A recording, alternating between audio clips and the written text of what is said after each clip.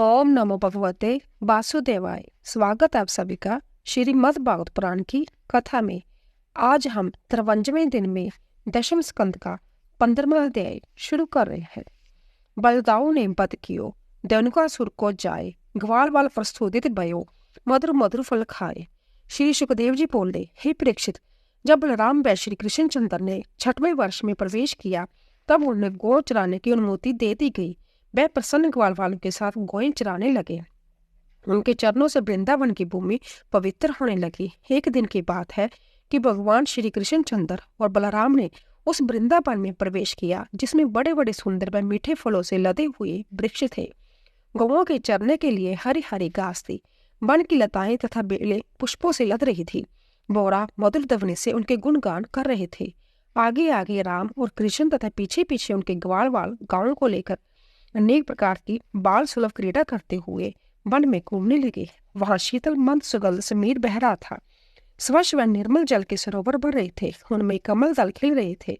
उस मनोहर वन को देखकर पूर्ण कामना रहित भगवान के मन में भी क्रीड़ा करने की कामना उत्पन्न हो गई। उन्होंने मन को स्वीकार करके वन विहार की सोची। भगवान श्री कृष्णचंद्र जी बोले, हे भ्राता जी, आपके चरणों में जो तो इंद्र आदि बड़े बड़े सभी देवता सिर झुकाते हैं, किंतु जब वन के वृक्ष भी फलों से लदकर आपके चरणों में अपना सिर झुकाकर फल पुष्प अर्पण कर रहे हैं। जय भी बड़े बड़े तपस्वी तथा जोगी जन है। इन्होंने अनेक जन्म जन्मांतरों की तपस्या के फल स्वरूप वृंदावन धाम में वृक्ष जोनी प्राप्त की है, जिससे जय आपको फल स्वरूप अपनी भेंट देकर आपकी सेवा कर सके। हे भ्राता जी, आप अपने दिव्य रूप को छिपाकर ग्वाल वालों के साथ गोपाल लीला करते हैं, किंतु फिर भी जोगी जन तथा तपस्वी मुनिजन अपने आराध्य देव को पहचान कर बोरों के रूप में आपके गुणगान कर रहे हैं। और तो देखिए कि जब मोर भी आपको अपने घर वन में आया हुआ जानकर आपके स्वागत के लिए नृत्य कर रहे हैं, मीठे स्वरों से बोल रहे हैं, आपके दर्शनों को आ रहे हैं। वह हिरन हिरनिया गोपियों की भांति आपके स्वागत के लिए वन में नित्य ललायित रहती है। जय अपनी प्रेम भरी चितवन से आपकी ओर निहार रही है।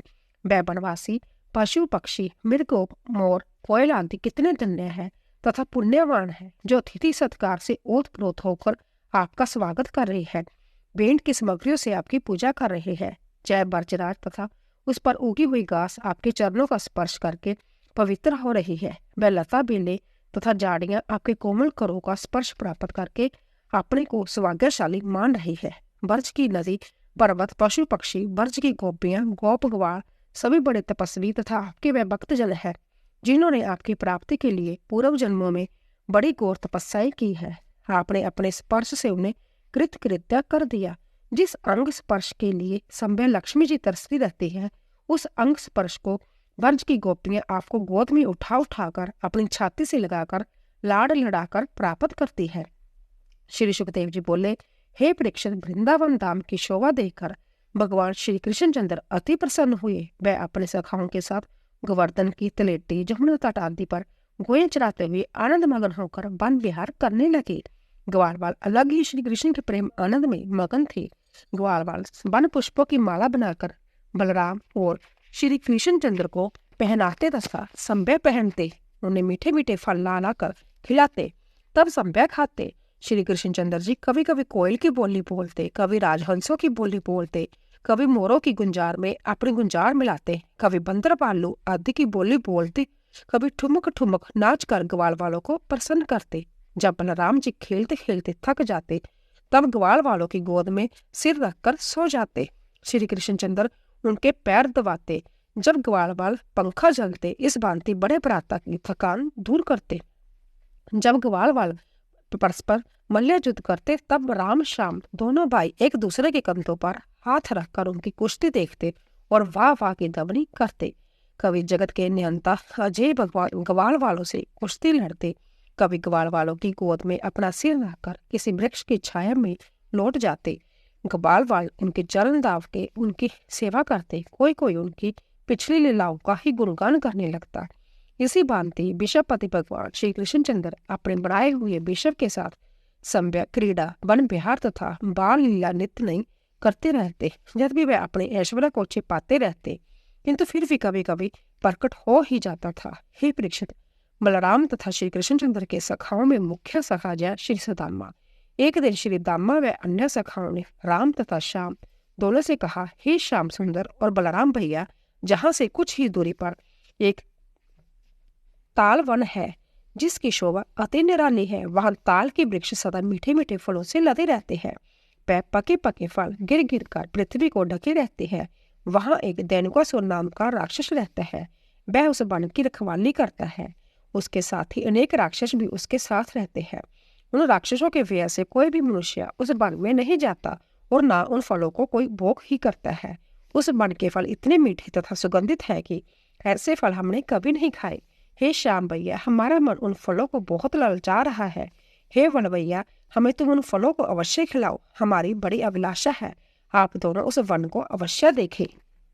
अपने सखाओं की ऐसी उत्कंठा जानकर सबकी अभिलाषा पूर्ण करने वाले श्याम सुंदर ने उनकी बात स्वीकार कर ली और बलराम के साथ उस वन की ओर चल दिए। उस वन में पहुंचकर बलराम जी ने ताल के वृक्षों को अपनी बलवान भुजाओं से इस भांति हिलाया कि जिस भांति कोई हाथी का बच्चा वृक्षों को हिलाता है। उस वृक्ष से फल फर फर नीचे गिरने लगे और ग्वाल वाले मीठे मीठे फल खाने लगे। तब फलों की लदलहाट से उस गधे के रूप वाले दैत्य ने सुनी। तब वह शीघ्र दौड़कर वहां आया और आते ही अपनी दुलत्ती बलराम जी की छाती में जमाई। फिर वह दैत्य रेंगता हुआ पीछे हट गया और दौड़कर फिर दोबारा दुलत्ती मारने को उद्यत हुआ। जैसे ही उसने अपने पिछले पैर दुलत्ती मारने को उठाए, वैसे ही बलराम जी ने अपने एक ही हाथ से उसके दोनों पैर पकड़कर उसे आकाश में घुमाया और घुमाकर ताल के एक विशाल वृक्ष से दे मारा। वृक्ष से मारते ही उस दैत्य के प्राण बखेरू उड़ गए। उसकी चोट से वह ताल वृक्ष तड़ाव कर टूट गया। उसके गिरने से उसके निकट के अनेक वृक्ष गिर गए। जब उस दैत्य के साथियों ने वृक्षों को तड़तड़ाट कर सुनी, तब वह दौड़कर श्याम तथा बलराम जी पर टूट पड़े। किंतु श्री कृष्णचंद्र तथा बलराम ने उन सबको उसी भांति पछाड़ पछाड़ कर मार डाला जिस भांति देनुकासुर को मारा था। वह पृथ्वी उन दैत्यों के शव से तथा गिरे हुए वृक्षों तथा उनके फलों से पट गई। देनुकासुर तथा उसके साथ ही दैत्यों के मर जाने से वह वन निर्व्यय हो गया। मनुष्य पशु पक्षी सब निर्भता से उसका उपभोग करने लगे। उस देनुकासुर दैत्य को मारकर राम श्याम दोनों ग्वाल वालों को साथ लेकर बर्च में आए। ग्वाल वाल जो जोरी बड़बड़ मीठे मीठे फल पुष्प आदि अपने साथ लाए और बर्च में बांटे। सब ने अपने अपने झुंडों की गायों को एकत्रित करके अपने अपने सींग बांसुरी हाथी बजाए। भगवान श्री कृष्णचंद्र के सिर पर मोर पंख का मुकुट शोभामान था।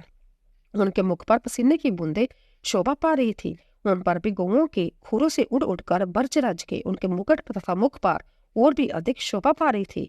उनके केशों में वन पुष्प गुथे हुए थे। मनोहर मुस्कान तथा मधुर मुरली के गान सुन सुनकर ब्रजबालाओं के हृदय उनके हाथों से निकल पड़े हुए थे।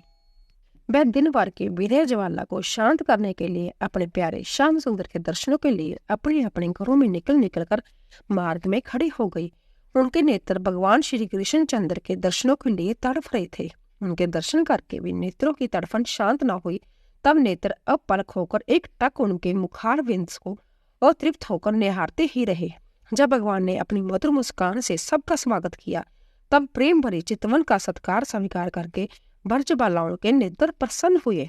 घनश्याम तथा बलराम जब घर पहुंचे, तब माता जशोदा ने प्रेम से दोनों को गोद में उठा लिया। उन्हें पीठ पहुंचकर गर्म जल और शीतल जल से स्नान कराया।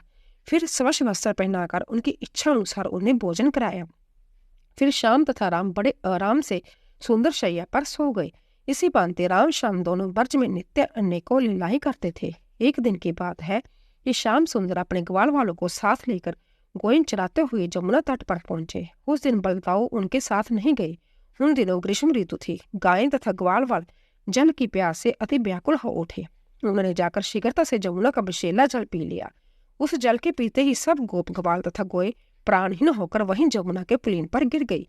उनकी यह दशा देखकर सबके जीवनदाता भगवान श्री कृष्णचंद्र ने अपनी अमृतमय दृष्टि से सबको जीवित कर दिया। जिनके रक्षक समय भगवान है, उन्हें मृत्यु से भी क्या ब्याह। वह सब के सब उठ कर खड़े हो गए। उन्होंने जान लिया कि हमने विषैला जल पी लिया था, इसके कारण हमारी मृत्यु हो गई थी, किंतु हमारे रक्षक श्याम सुंदर ने ही हमें जीवन दान दिया है। 16वां अध्याय। कालिया नाग का नाथना। काली विषधर अति महा उगले मुख से आग, दुष्ट दलन घनश्याम ने पल में नाथो नाग। श्री सुखदेव जी बोले, हे परीक्षित, जब भगवान श्री कृष्णचंद्र ने देखा कि जमुना जी का पवित्र जल कालिया नाग के द्वारा विषैला हो गया है, तब उन्होंने उस नाग को जमुना से निकाल देने का विचार किया। जमुना जी में कालिया नाग ने कुंड बना लिया था। उस कुंड का जल उस नाग के विष की गर्मी से खोलता रहता और उस विषैले जल से जमुना जी का सारा जल विषैला हो गया था। उस जल को स्पर्श करके बाजू भी विषैली हो गई थी। उसके कारण वहां के घास पात, वृक्ष, पशु पक्षी आदि सभी मर जाते थे। जब भगवान श्री कृष्णचंद्र ने देखा कि इस विषधर नाग के विष से मेरे बिहार का स्थान जमुना जी का जल विषैला हो गया है, तब अपनी कमर का फैंटा कसकर कंदम्ब के ऊंचे वृक्ष पर चढ़ गए और वहां से उस विषैले जल में कूद पड़े। वह जल विष के कारण लाल हो रहा था। भगवान श्री कृष्णचंद्र उस जल में तैरने लगे। उस काली देह का जल इधर उधर 400 हाथ तक फैला हुआ था। जब उस काली ने उस जल की खड़खड़ाहट सुनी की तो वह चिढ़कर भगवान श्री कृष्णचंद्र के सामने आया। उसने उस सांवले सलोने बालक को देखकर अपनी आंखें उनके सुकुमार शरीर पर लगा दी। उसने देखा कि उस बालक के वक्ष स्थल पर श्री वत्स का चिन्ह है, पीताम्बर पहने हुए है, मंद मंद मुस्कान और शरीर अति कोमल है, किंतु वह बालक निडर होकर विषैले जल में आनंद से जल क्रीड़ा कर रहा है। यह देखकर उस क्रोधी नाग ने उनके शरीर को नागपाश में जकड़ लिया। यह दृश्य देखकर तट पर खड़े हुए ग्वालवाल बेहाल हो उठे और दुख के कारण मूर्छित होकर वहीं पर गिर गए। उधर ब्रज में अनेक प्रकार के भयंकर उत्पात होने लगे। उन उत्पातों को देखकर नंद बाबा, यशोदा, गोपी गोप ग्वालों को बड़ी चिंता हुई और किसी दुर्घटना की संभावना करने लगे। जब उन्हें पता चला कि आज बलराम जी के बिना अकेले श्री कृष्ण गाय चराने गए हैं, तब तो वह और भी व्याकुल हुए। वह सोचने लगे कि आज अवश्य ही श्री कृष्ण की मृत्यु हो गई है। वह श्री कृष्ण तो उनके प्राण, इंद्रिय, तन सब थे। इसीलिए सभी ब्रजवासी अपने अपने घरों को छोड़ बलराम जी को साथ से बाहर निकल पड़े। बलराम जी ने जब ब्रजवासियों की इतनी आतुरता और कातरता देखी तब वह हंस पड़े, किंतु बोले कुछ नहीं, क्योंकि वह जानते थे कि श्री कृष्णचंद्र को मारने वाला इस जगत में कोई भी नहीं है। सभी ब्रजवासी अपने प्यारे श्री कृष्णचंद्र को उनके चरण चिन्ह का आश्रय लेकर, जिसमें गों, कमल, अंकुश, ध्वजा आदि के चिन्ह थे, जमुना के तट पर पहुंचे। जब उन्होंने देखा कि कालिया देह में कालिया नाग से उनके शरीर को जकड़ लिया है और श्री कृष्ण निशेष्ट हो रहे हैं तथा ग्वाल वाल सभी मूर्छित पड़े हैं, गोई तथा बछड़े डकरा रहे हैं, तब वह गोप भी अति व्याकुल होकर मूर्छित हो गए। हे परीक्षित, यह कहने की बात नहीं कि उन गोपियों का भगवान श्री कृष्णचंद्र में कितना प्रेम था। वह नित्य प्रति उन्हीं के दर्शनों की प्यासी रहती थी। जब उन प्रेम का मूर्ति गोपियों ने देखा कि घनश्याम को विषधर नाग ने जकड़ लिया है, तब उनके हृदय में दुख का अनुमान कोई किस प्रकार कर सकता है। उन्हें अपने प्रीतम के सिवाय सारा विश्व सूना दृष्टि आने लगा। यशोदा माता की क्या दशा हुई इसका वर्णन मैं नहीं कर सकता। वह काली देह में कूदने के प्रस्तुत थी। नंद भी काली देह में कूद पड़ रहे थे, किंतु उनके प्रेम में गोप तथा गोपियों ने उन्हें बलपूर्वक रोक रखा था। भगवान श्री कृष्ण के प्रभाव को जानने वाले भगवान बलराम जी भी उन सबको समझा बुझाकर बलपूर्वक रोक रहे थे। जब भगवान श्री कृष्णचंद्र ने ब्रजवासियों को अपने दुख में इस प्रकार व्याकुल देखा, तब उन्होंने अपना शरीर इतना बढ़ाया कि उस नाग का फंदा तत्काल छूट गया और उसका शरीर टूटने लगा। तब वह नाग अपने संपूर्ण फनों में फुसकारे मार मार कर भगवान श्री कृष्णचंद्र पर विष की चोट करने लगा। उसकी आंखें लाल थी और उसके मुख से विष की अग्नि निकल रही थी। वह अपनी जीवे निकाल निकाल कर उन पर चोट कर रहा था। भगवान श्री कृष्ण पैंतरा बदलकर उसकी चोट बचा रहे थे। तब भगवान श्री कृष्णचंद्र ने उनके फनों को दबाकर एक ऐसी उछाल मारी कि उन फनों पर सवार हो गए। 3 लोग का बोझ ले बारी गए मुरारी, फन फन पर नाचत फिरे दुष्ट दलन उसरारी। कालिया नाग के मस्तकों पर मणियां थी। उन लाल मणियों के स्पर्श से भगवान श्री कृष्णचंद्र के तलवों की लालिमा और भी अत्यधिक हो गई। नृत्य, बात तथा गान कलाओं के आदि प्रवर्तक भगवान श्री कृष्णचंद्र उस कालिया नाग के फनों पर कलापूर्ण नृत्य करने लगे, जिसको देख देख कर गंधर्व, सिद्ध, अप्सरा आदि ने अपने मृदंग, ढोल, नगाड़े आदि से सुंदर सुंदर गीत गाकर उनके नृत्य की ताल को मिलाया। कालिया नाग के 101 सिर भगवान श्री कृष्णचंद्र के बोझ से दबने लगे। उसके नथनों से रक्त बहने लगा। उसकी शक्ति क्षीण हो गई और वह बेहोश हो गया। जब उसे चेत होता तब वह फिर विष उगलने लगता, किंतु भगवान श्री कृष्णचंद्र ने अपने चरणों को ठोकरों से उसके सभी फनों को कुचल डाला। उसका जो सिर ऊपर को उठता उसी पर चढ़ जाते और उसी को कुचल कर नीचे झुका देते। इस प्रकार भगवान ने दिव्य तांडव नृत्य से कालिया नाग के सब फन छिन्न भिन्न कर दिए और वह उनसे खून उगलने लगा।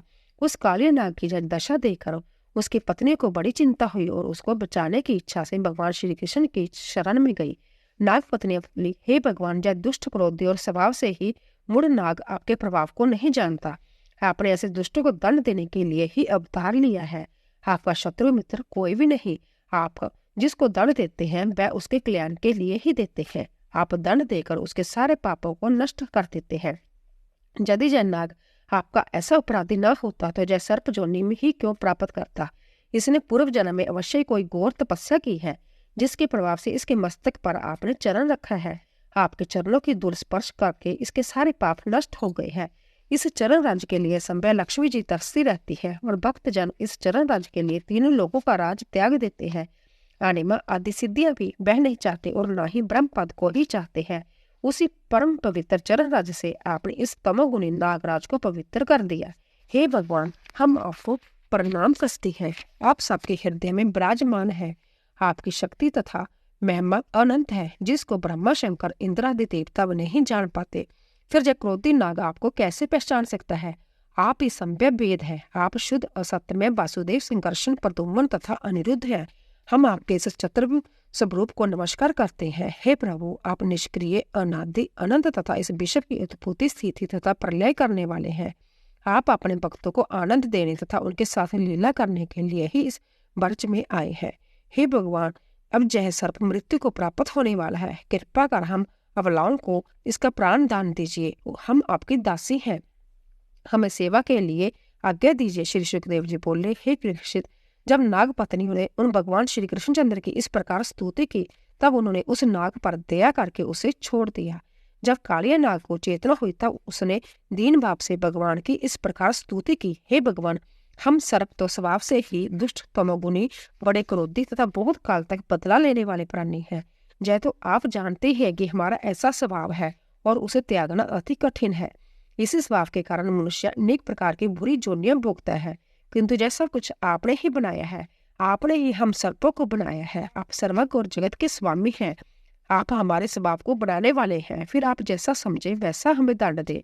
श्री सुखदेव जी बोले, हे परीक्षित, कालिया नाग की ऐसी दीन भरी बातें सुनकर भगवान श्री कृष्णचंद्र बोले, हे कालिया, तू अब अपने स्त्री पुत्र तथा जाति के सभी भाई बंधुओं को लेकर शीघ्र ही जहाँ से किसी समुद्र में चला जा, जिससे मेरे विहार स्थल इस जमुना का जल स्वच्छ और पवित्र होकर गौओं, गोपों, ग्वालों के पीने योग्य बन जावे। जो मनुष्य मेरी इस कथा का प्रांत्य और सायकल स्मरण करेंगे और उन्हें कभी सर्प का बयान नहीं होगा। इस काली देह के जल में जो स्नान करके देवता तथा पितरों का तर्पण करेगा तथा मेरी पूजा करेंगे, वह संपूर्ण पापों से मुक्त हो जाएंगे। तू गरुड़ के व्यय से रमणीक द्विष त्याग पर जहाँ आया था, किंतु अब तुझे गरुड़ का कोई व्यय नहीं रहेगा, क्योंकि तेरे सिर पर मेरे चरण चिन्ह है। अब तुझे गरुड़ नहीं खा सकता। श्री सुखदेव जी बोले, भगवान श्री कृष्णचंद्र की आज्ञा पाकर वह कालिया नाग अति प्रसन्न हुआ और उसने अपनी पत्नी से दिव्या वस्त्र, पुष्पमाला, बहुमूल्य रतन, गंध, चंदन आदि से उन गरुड़ ध्वज भगवान की पूजा की और उनकी परिक्रमा करके वह अपनी पत्नी से रमणीक द्वीप को चला गया। उसके जाने से जमुना का जल अमृत के समान मधुर हो गया। 17वां अध्याय, ब्रजवासियों की दावानल से रक्षा। ब्रजवासी व्याकुल भयो, लखी वन अनल महान। श्री कृष्ण ने तुरंत ही पियो अम्बु समान। राजा परीक्षित बोले, हे ब्राह्मण, कालिया नाग रमणीक द्वीप छोड़कर क्यों इस जमुना देह में आ बसा था, इसका कारण समझाकर कहिए। श्री सुखदेव जी बोले, हे परीक्षित, बिनता के पुत्र गरुड़ जी की तथा कद्रु के पुत्र सर्पों की सदा से शत्रुता चली आ रही थी। गरुड़ जी इन सर्पों का भक्षण कर जाया करते थे। एक बार सब सर्पों ने मिलकर यह तय किया कि गरुड़ जी को एक सर्प अमावस्या के दिन अमुक वृक्ष के नीचे भक्षण के लिए पहुंचा दिया जाएगा। इस बात को गरुड़ जी ने भी स्वीकार कर लिया, किंतु कद्रु के पुत्र इस कालिया ने इस बात को अस्वीकार करके उनके भक्षण सर्पों को भी खाने लगा। जब गरुड़ जी को इस बात का पता चला तब उन्हें बड़ा क्रोध आया और उन्होंने अपने सुनहले पंजों से उस पर आक्रमण किया। वह कालिया भी अपने 101 फण फैलाकर उनसे युद्ध करने लगा, किंतु अनंत बलशाली भगवान पार्षद गरुड़ का वह बेचारा क्या बिगाड़ सकता था। उसने उन्हें अपने दांतों से डस लिया, यही उसका एकमात्र अस्त्र था। गरुड़ जी को बड़ा क्रोध आया, उन्होंने अपने पंजों से उसे घायल कर दिया। वह भाग कर गरुड़ के ब्याह से इस कुंड में आ बसा। इस कुंड में गरुड़ जी नहीं आ सकते थे। उन्होंने सोबरी ऋषि ने शाप दे दिया था, क्योंकि एक दिन गरुड़ जी ने उस कुंड से एक मत्स्य राज को खा लिया था। जा देखकर जल जंतु सब अति व्याकुल हो उठे। तब सोबरी ऋषि ने गरुड़ को शाप दे दिया कि यदि तुम फिर जहां के किसी भी जल जीव को खाओगे तो तुम शीघ्र ही मर जाओगे। इसी शाप के कारण वह गरुड़ वहां नहीं जा सकते थे। इस शाप का पता उस काली नाग को था, इसी कारण मैं वहां उस जमुना के कुंड में जाकर छिप गया था। कुंड अति गहरा होने के कारण उसमें किसी मनुष्य का प्रवेश नहीं होता था, केवल वह कालिया नाग ही उसमें रहता था। हे परीक्षित, भगवान श्री कृष्णचंद्र उस कालिया नाग को वहां से भगाकर जब जब जल से बाहर निकले तब उनकी शोभा अवर्णनीय थी। उनकी दिव्य माला, वस्त्र, आभूषण अति सुंदर थे।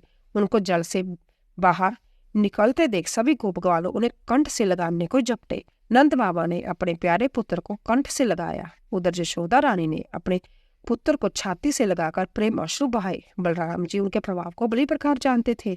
वे प्रसन्न होकर उनसे मिले। तब सभी गोप गवाले, नंद, उपनंद, यशोदा, रोहिणी आदि सभी ऐसे प्रसन्न हुए जैसे मानो शरीर में प्राण लौटकर आ गए। काल के गाल से बचकर उनका लाडला लाल आ गया। इसी कारण सभी गोप तथा ब्राह्मण नंद जी से बोले कि हे नंद जी, आपका पुत्र उस महाविषधर काली नाग से बचकर आ गया है। अब ब्राह्मणों को दान देकर उन्हें संतुष्ट करो। नंद जी जैसे उन पर अति प्रसन्न हुए और उसी क्षण उन्होंने बहुत सा स्वर्ण तथा गाय पुण्य की। हे परीक्षित, सभी ब्रजवासी उस दिन अति दुखी तन छीन मन मलिन रहे और जगत प्राण श्री कृष्ण के बिना उनके प्राण निकल गए थे। अंत में अति थक गए और उस दिन वही जमुना के पुलिन पर रात्रि समाप्त करने का विचार किया। जब सब रात्रि में सो रहे थे उसी समय गर्मी का समय था। वन के वृक्ष पत्ते आदि सूख गए थे। अंत्य उनमें दावानल ने प्रवेश कर दिया। अब वह अग्नि सारे वनों को जलाते हुए उन ब्रजवासियों को जलाने के लिए घेर लिया। तब सब ब्रजवासी अति व्याकुल होकर श्री कृष्णचंद्र और बलराम जी की शरण में गए और बोले, हे श्याम सुंदर, तुम्हारा बल अनंत है, तुम हमारी रक्षा करो। हे बलदाऊ जी, तुम दोनों ही हमें से प्राणघातनी अग्नि से बचाने में समर्थ हो। ऐसा कहकर सभी गोप गोपियां हाहाकार करने लगी। जब भगवान श्री कृष्णचंद्र ने यह देखा कि सभी ब्रजवासी अति व्याकुल है, तब उन्होंने शीघ्र ही उस अग्नि को पी लिया। इस आश्चर्यमयी घटना को देखकर सभी ब्रजवासी अति चंकित हुए, किंतु वह तो उस अग्नि की अग्नि थी। उनके लिए ऐसा करना कौन सी आश्चर्य की बात है। भगवान अनंत है, वह उनके सबको बनाने वाले हैं। अग्नि भी उन्हीं से उत्पन्न हुई है। अपनी उत्पन्न अग्नि को उन्होंने पी लिया। बोलिए बांके बिहारी लाल की जय। तो दोस्तों, अगर आपको हमारी कथा पसंद आई हो प्लीज सब्सक्राइब कीजिए, लाइक कीजिए और शेयर कीजिए। आप सभी का धन्यवाद।